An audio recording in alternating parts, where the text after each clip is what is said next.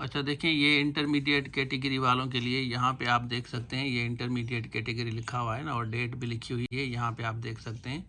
उसके बाद यहाँ पे स्टेटस में रिजेक्टेड लिखा हुआ है और बताया है कि क्यों आपका रिजेक्ट हुआ है। ठीक है, तो मैं आपको समझाता हूँ कि आप कैसे कंफर्म करेंगे कि आपका स्टेटस ठीक है। तो यहाँ पे अगर हम आ जाएं नीचे, अगर हम आएँ यहाँ पे देखें, इसका इंटरमीडिएट का जैसे ये तो प्रीवियस है, लेकिन मैं आपको समझा रहा हूँ post applied for intermediate category. तो इनका क्वालिफाइड यहाँ पे लिखा हुआ है, देख सकते हैं, qualified written, qualified for written test.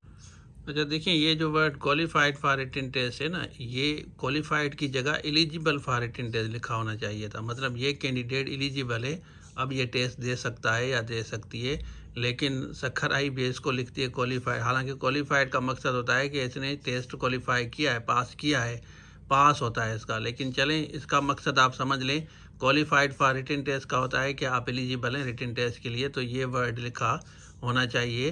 तो आप अपनी तैयारी भरपूर तरीके से करें, कोर्स भी हम दे रहे हैं, अब फर्दर आपको गाइड करता हूँ। रिटन तो इन्होंने क्वालिफाई नहीं की, मतलब ये जब टेस्ट होगा तो फिर आपका स्टेटस आएगा, लेकिन यहाँ पे ये वाला वर्ड लिखा होना चाहिए कि application status qualified for written.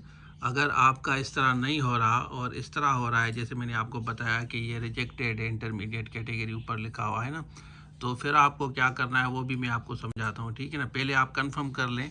यहाँ पे देखिए ना, यहाँ पे सपोज कि इस जॉब के लिए इन्होंने अप्लाई किया था, तो एप्लीकेशन रिजेक्टेड का स्टेटस यहाँ पे आ रहा है। ठीक है ना, इनका चालान वगैरह पे नहीं है।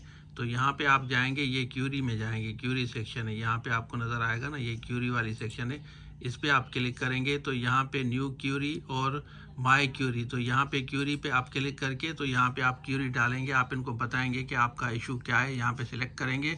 ठीक है ना, प्रॉब्लम आप यहाँ पे बताएंगे कि प्रॉब्लम क्या है, तो अटैचमेंट आप उसको जस्टिफाई करके यहाँ पे एक मैसेज टाइप करके आप इनको भेजेंगे। यहाँ पे आपको चूज़ करना होगा अप्लाइड क्यूरी। ठीक है ना, उसके बाद प्रॉब्लम क्या है यहाँ पे आप चूज़ करेंगे, प्रॉब्लम जो भी है आपका।